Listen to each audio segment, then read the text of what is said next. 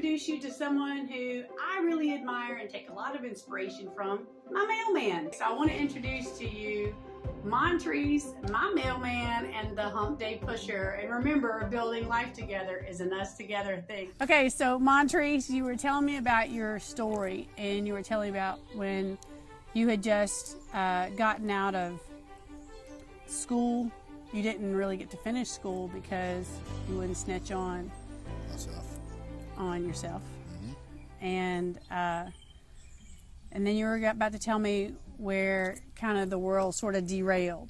Yeah. And I just want to tell you, by the way, thank you so much for being my inspiration. I regularly will get to the middle of the week, totally forget the Hump Day Pusher's coming, and then it'll show up, and I'm like, okay, I can do this. And you don't know this, but I've been struggling even to do this podcast and even to do the launching the Abby Teal as a brand.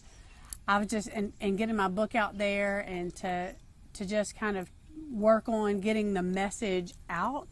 I've been really in a hard year. I've been super struggling, and I've had a lot of times where I thought, this isn't gonna happen. I mean, for years I've thought, you're just dreaming. But every Wednesday, like clockwork, I get that Hump Day Pusher, and I'm like, I can't disappoint my dreams. I'm like, this is my coach, y'all. It's my life coach. I try. I mean, it's not enough. I'm so lucky that you're my mailman, so I also get to see your face. And other people just listen to his cool messages. But I want to know, the story behind the story. Let us see the human behind your eyeballs. What's the story behind Montrese? And, where did you have to have walked through some mud to be able to know how to help other people overcome? Well, that was the beginning of the mud. That's how the mud actually started. Yeah. Where I wouldn't snitch on myself or dropped out. So it was either tell on myself or drop out. I went into the game. But before I got into the game with my sports and all that, how I got into drinking was when we won our state championship. We won the state championship. Football or baseball? Baseball. Baseball. What position were you? I was shortstop. Of course you were shortstop. Shortstop and she's pitcher. huffing it, always. He doesn't know how to walk. He only runs. Yeah. Hustle. Oh, yeah. Of course you're shortstop. Oh, yeah. All that. That's all to know. So I was just into sports and the girls. So when we won the state championship, therefore, team came back, Treese, we got a party. You want to go? What you drinking on? I'm like, drinking on? Hey, what do you... I don't even know anything about alcohol. They was like, well, when you drink... Oh, yeah, man. When you drink, make sure you eat something on your stomach and everything else so you won't How old are you at this point? 44. No, At that point, yeah. At that age, I'm what, 15? 15, being taught by teammates how to drink. Yeah, exactly. So they was like, hey, Treese, blase with the let's drink. We having a party. I was like, all right. They was like, but you got to eat first. I was like, all right. Well, they was like, they had these McDonald's special $1 cheese, 50-cent cheeseburgers. Back when you could get them. Yeah. So they ordered a whole bunch of cheeseburgers, and I was like, all right. Well, I ate 12 of them. Because you know what I mean? They said you got to need something on your stomach.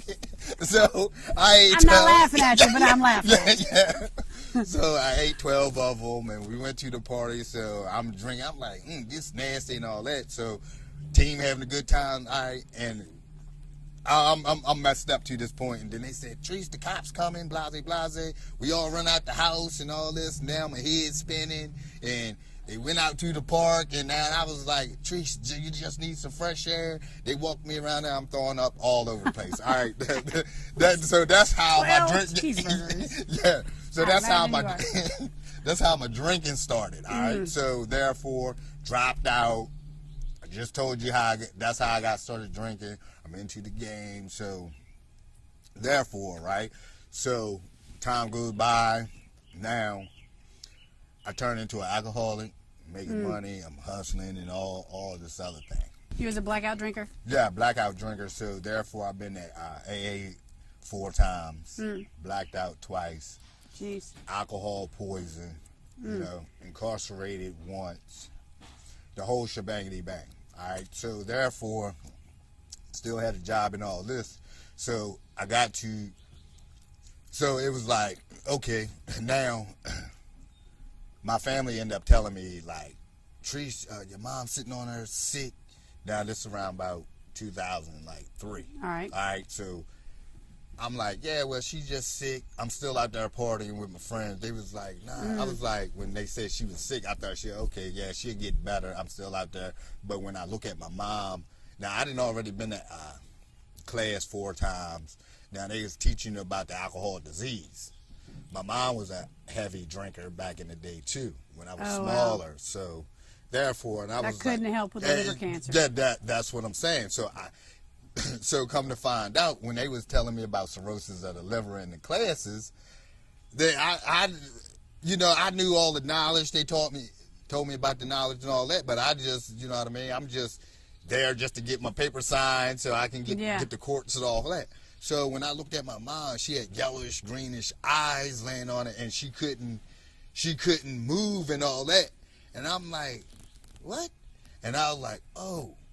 Mom, they was like, Treese, she need a liver transplant. Now, yeah, so you're learning in class in your AA about what you're seeing happen in real life in front of you. Yes, and I was still out there. Oh my God, what a wake up. And this is the crazy part about it. Now, when I used to come in the house all messed up and everything else, didn't know how to cook. My mom always cooked for me. So guess what? My mom is down. No one to cook for me and my sister. So I'm like, who gonna cook for us? And your sister's a baby. Yep. So guess what? Mom is teaching us how to cook while she's in this bad condition. Didn't know how to. So therefore, asking her questions there. But God came through that one time. It was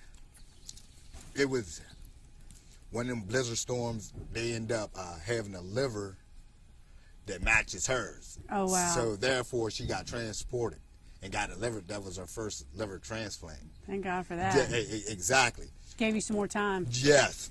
So as time going, right? Now, I'm to the point in my life where I'm tired of being sick and tired. Drinking, the partying, and everything else. So what I done was, I was in the game, made a whole bunch of money. So I know how to manage things. I know math. I know I can get the money back. So I drained. I went in my room and isolated from my friends, everything. It was to the point where my family thought I was on suicide watch. Yeah. Because I just stayed to myself. I drained my bank, all my money. I got to start. That's where my spiritual style started reconnecting with God. Yeah, that's where that came from. Because I know that there's always in your Hump Day Pushers, there's always an element that you don't like come out and say like church things, but you do definitely come out with faith. Yes. And encourage people towards light and growth and life. Yep. So, and that's where this is where that started. Exactly, because my mom and my grandma always was in church. That's how I got into the church music and everything else. So I had to reconnect myself, because we always, when we get in trouble and everything else, we always call on God to get us out of it. Can I just say right now, moms and grandmas, listen up. Montree's got something to tell you, because don't give up. Like, if you got that one that you're like trying to keep them close and bring them in and hoping that maybe they'll remember, they will. There's proof positive right here. I'm a testimony of it. I'm a testimony of it. So you call back to the thing that you've seen, that you bore witness to. Exactly. So I end up talking to God. I was like, I drained that everything. I said, look, I'm way talented. I didn't drop out of high school, no high school diploma. I got all this talent.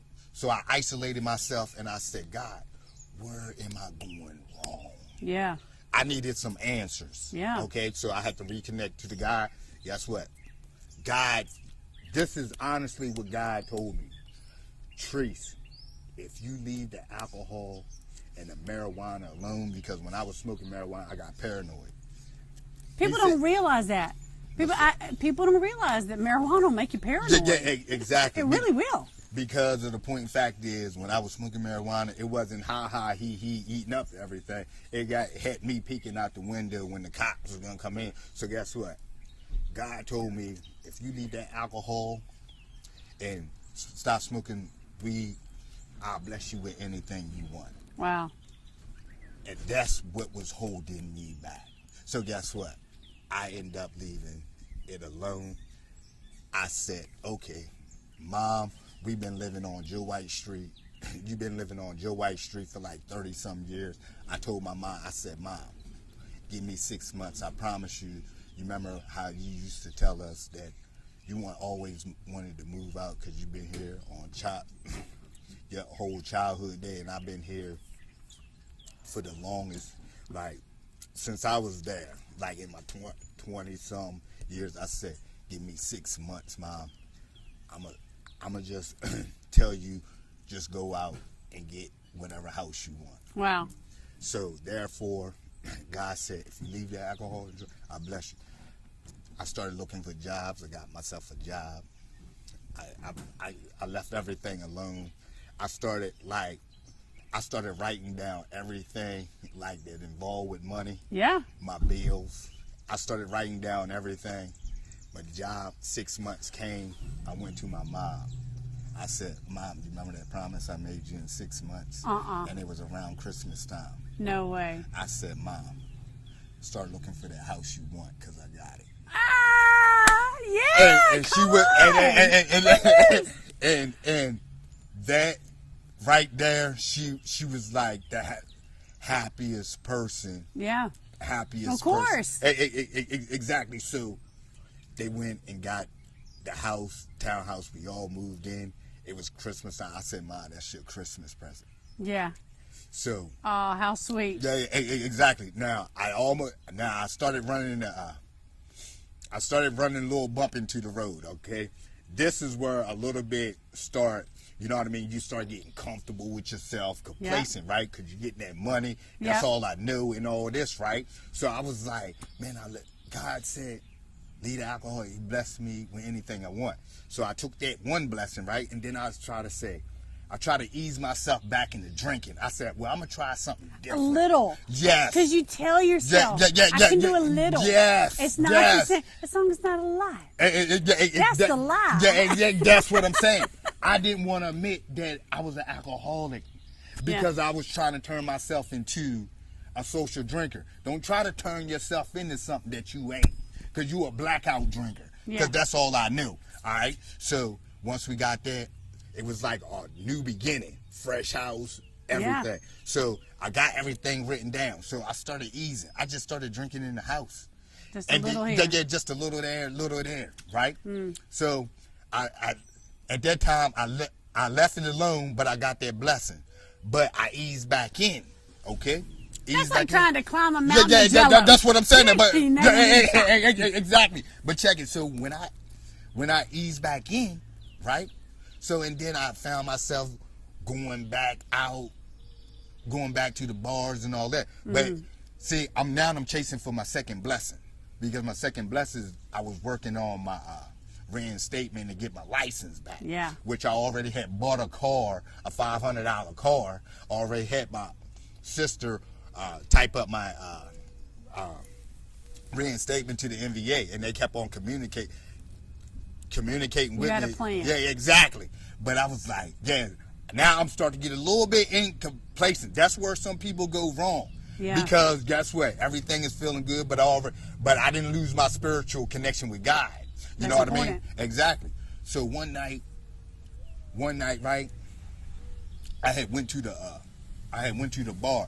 Now at this time, right, with the reinstatement and all that, they gave me my license and all that, but I was like on some I had alcohol restrictions on it, right? But at the time, my license was suspended too, because I got so many speeding tickets. Now through all this whole process, right, that's why I got complacent. Now I got them things back, right? So I went to the bar, boom, got a DWI, all right? I got a DWI. Now this is when you're trying to get your license reinstated. Yeah. All right, hold on. I reinstated it. They gave me them back, but it had restrictions. New restrictions. Yeah. But when I got them back, it was I had speeding tickets and they like suspended them.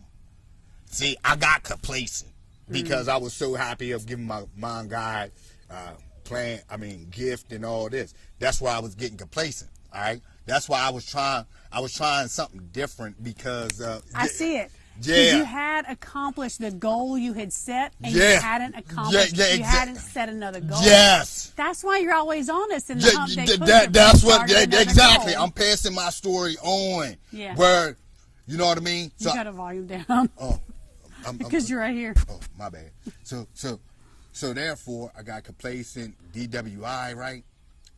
The blessings was getting so good, right? I thought I could do something different. Where guess what? I wasn't admitting that I was trying to turn myself from an alcoholic to a social drinker. Guess what? It don't work because when I got messed up, they said I left the bar, and they was like, "Where Teresa at?" They was looking for me all over the place. Guess where I was? I don't know. Back at my old house. Laying on the porch. See, no. I went back to my roots because I never went back to your past. Yes, exactly. Good drinking will drive you backwards. Exactly. So therefore, boom. They was like, Treese, I don't even remember the night. They was like, Treese, man, yeah, we went looking for you, and guess where we found you? We found you on Joe White Street on the porch because that's all I knew. Yeah. And I wasn't settled in with this new one on South Park Street. So I was like, man. So that happened. And then one more time, I got a DWI. The DWI, I was like, all right, that's it. So that happened in 2007, May the 29th. Okay. Oh, wow. So I said, date and everything. Yeah, exactly. I said, that's it for me. It's over. It's over. So that's my date. Stop drinking, smoking. Now I'm 16 years sober. Wow, where'd it go? So now you don't have to worry about none of that. That's why that story I just told you right there. That's why I'm always on. That is why you're always on. Yeah. Because I can see now the importance of you always having another goal. Yep. When you met that goal to get your mom that house and y'all moved, I can see how the complacency set in because you didn't have anything else to push for. And that's why this hump day pusher is such a big deal because people do need a push. And even the little pieces of inspiration, like if you don't have a goal to look forward to, then you're looking backwards.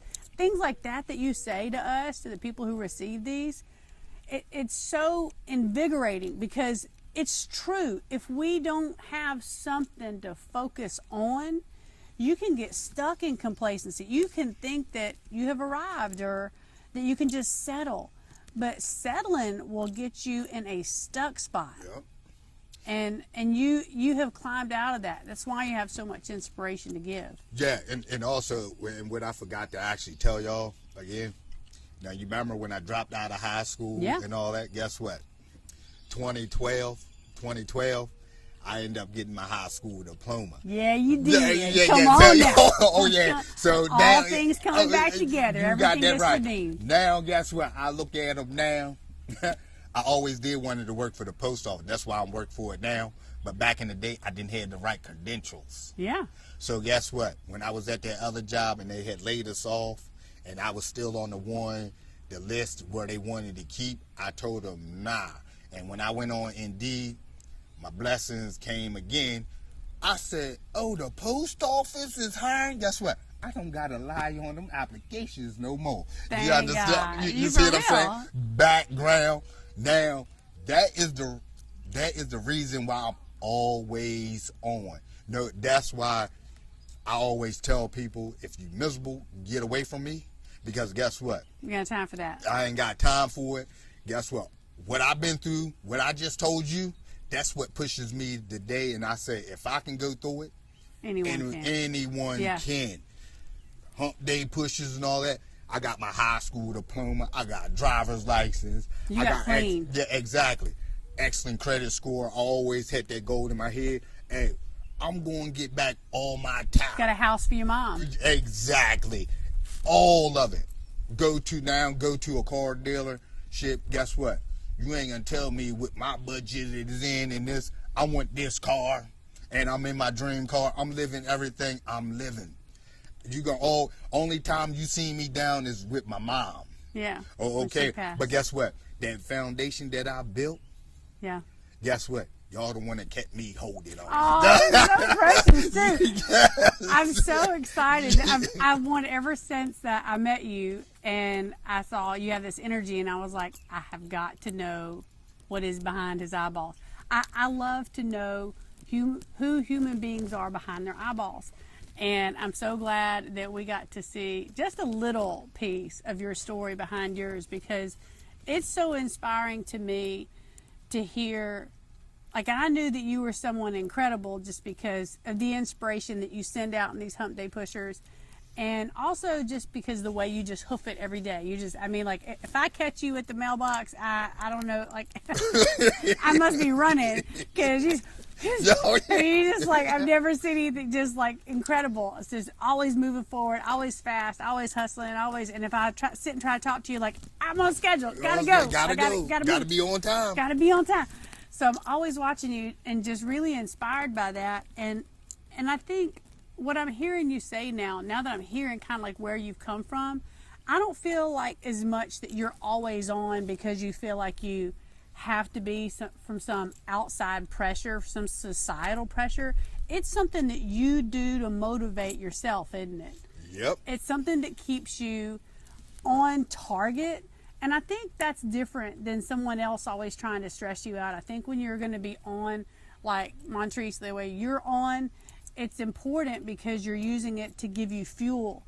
You're giving it fuel to move forward. And you've moved through a lot. You moved through all kinds of different jobs and dealing with your own set of racism. And I know that I hear people say sometimes, they're like, oh, well, I'm not racist. I like people of all different kinds of colors. And I go, yeah. But does that mean that you want them running your company? Does that mean that you're willing to see people be elevated? I don't know that that's always the same thing, and that was your experience when you worked at the other job in 2008. Marijuana facility. At that facility, that those people, they were happy to see you hoofing it. They were happy to see you pushing, but they didn't want to see you in supervision. They didn't want you managing. And you clearly have a brilliant mind. I think a lot of us can take inspiration from your story, Montrese, because not just for the moms and the grandmoms, the granddads too, but also just for people who are in that place. If I'm thinking about your 15-year-old self, when those bozos on your team were like, hey, just eat 12 cheeseburgers and you can drink whatever you want to. What? Have you calling out to the great God O'Rourke? That was just the beginning of it. But if you could go back and talk to your 15-year-old self, I work a lot with teenagers. So, like, my life is, I talk to parents because they have the teenagers that I want to talk to. But really, I think, and I don't want parents to ever give up, and educators and people in the community, and I want to ask you about that in a second, but if you could talk to the teenager that you were, if you could go back and say, as the adult Montrese, if you could go and grab a hold of that 15-year-old Montrese and go, what do you do? Like, what would you say to yourself? What would I say to myself? If I knew what I know now back in the day, all this that inspiration would have hit really hard. It would have really hit hard, like, Treese, you shouldn't even never picked up. You should have picked up a cup of coffee at this party. You didn't need it because of the point. In fact, is you got scholarships. You about to go on to another level. Where just focus on your sports, because, like I said, when I got like reconnected with God and all that, I knew I had talent. Yeah. You know what I mean? Where am I losing my talent at? And that's where it was. So if I was 15, telling myself, guess what? Nah, you didn't need alcohol and all that to have fun and do all that. Yeah. You know what I mean? Back in the day, I would have just focused on that scholarship, just trying to go to the major leagues. Yeah. That's what I just would have told myself. And I would have still had my friends. Like I said, how I am right now, you know what I mean? I'm having a good time. I had to take them bad apples and all that. I'm having fun by myself. So therefore, if I was in my 15 day, I just had a cup of coffee. I'd have went to the party, but I would have just lived a sober life like I am 16 years and just enjoy that next level of life. So if you could say if you look right there and you talk to 15, 16-year-old, someone who's got promise in front of them right now, maybe an opportunity, maybe college, maybe they want to go into a job, maybe they want to go and work, they've got an idea in their head of where they want to be. Well, what do you say to them right now? Because this is decision period, right? Yeah. Look. Decision time. If you in high school, to all my ones in the 12th grade, or you just being a freshman or whatever, guess what? Whatever your goals and what you want to do in life, what you got it set on, hey, block all that negativity out, that partying. Hey, put that partying into your next goal. Because guess what? I know how y'all like to get off on, like, out of school on Friday because it's a big party and all that. Hey, take that party time and put it on to your goal, what you trying to reach in that next level of life. Because trust me, it's not even worth it. I'm a testimony to it where 12th and a half grade, 3 credits, scholarships out of the ass, want to go to that major league level, but I chose that mediocre level. Nah. And look where I had to start all over again. But look where, but I never did give up. That's right. I kept on pushing. I had to reconnect. If you're not a spiritual person, that's fine and dandy. If you are, guess what? Reconnect with God. He'll lead you in the right direction. I'm 16 years sober. I don't plan on drinking another bottle in my life. When I go into alcohol stores or whatever, guess what? It scares me where I gotta go that way. That's you see what I'm saying? For real. For real. I like skip it. Exactly. Skip it. I had flashbacks, so I was like, you already know what alcohol done to you. Either you want this or you want to continue these blessings on here. I'd rather take these blessings than that, because guess all what? All day long and twice on Sunday. Exactly. That's so right. don't worry about that party and all that. Guess what? If you take that party time and put it into your goals and everything, you best believe it'll pay off in the long run. For real. And you'll excel. You'll excel so much faster. You know, you're 44. He's 44. Can you believe he's 44? You're 44 years old. 44 years old. You live 10 lives. And really, honestly, you could have met your goals so much earlier. But you had to walk through this, and some people do. So if you're out there walking through it, I just want to encourage you that like Montre said, don't quit, don't stop. Check out abbyteal.com and see every Wednesday there's going to be a hump day pusher. And if you don't have any kind of spiritual guidance, just check out the hump day pusher. You get all the good in it. And I just want to encourage you too that if you're like, well, I'm not a young person, I don't even have kids. People in the community make a difference. You know, it doesn't matter if you're the mailman or if you're someone who is just talking to kids when they're walking down the street, or just see people walking by. Just stop, wave, say hi, be a friend, because community makes a difference. We really need each other, and I think when I look at people, I think for inspiration, I think you really inspire me. And I'm grateful that you're in so many people's lives, and I'm grateful that you have a story to tell, and I'm excited to get your story out there. And anyway, I just, for people in the community who might feel like, you know, I'm too old, I'm disengaged from young people, or I don't have very much left to give, what would be your hump day pusher for them? How would you say to people that they can still matter in their community just by being who they are? Yeah, put it like this. A word that I could actually put out there right now: right now as we speak, before you become a leader, you have to be a follower. But if you're going to follow someone, follow them good footsteps, not them muddy footsteps. Yeah. Because guess what? Because if you follow the muddy footsteps, you're going to end up either keep them muddy, or you're going to get stuck, or you're going to have to bring out a hose to wash it back off and start all over again. That's the best thing I can tell you. So if you... That's good. That's good right there. Exactly. So therefore, like what you got going on right now, if it's all good in your life, them goals, right? You got to eliminate them bad apples, because them bad apples is here to try to attack your good apples, try to make your apple sour, because they got a sour apple and they ain't trying to turn it into good. You know what I mean? Reharvest it. So therefore, if you got something good going on, keep on going on that positive road, because there's nothing down a dead-end road, because you're going to have to start all over again, repave it, do the whole 9 yards, just like I did. But you got to keep a strong mind. Yeah. That's all it is, and keep on pushing, because guess what? When you're a successful person, successful people, it ain't always good days neither. You're going to have bad days, but guess what? Take your experience, what you've been through, right? Compare it to it. Guess what? You got to keep on pushing through it, because of them bad days over here. You're going to have a lot of them.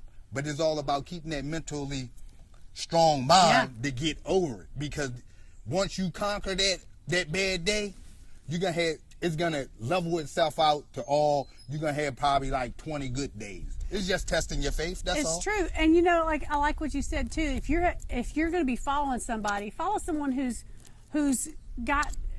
figured it out. And so, like, if you're in the community and you think, man, I don't have a story like Montrese, I don't have some hell to heaven testimony, well, then you have figured something out. You have walked in a different way. Please share your world with other people.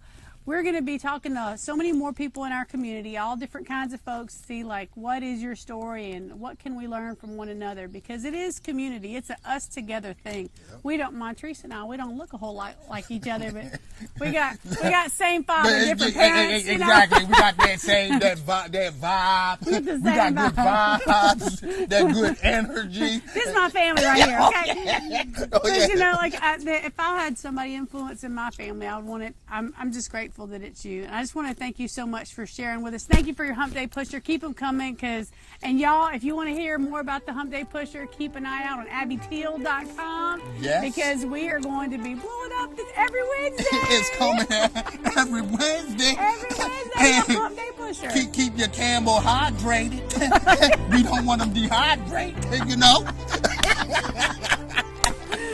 All right, that's all for today. Thank you so much. It's The Real Deal with Abby Teal. Thank you so much for coming out. We'll see you at abbyteal.com. Until then, see you Wednesday. Keep it humping.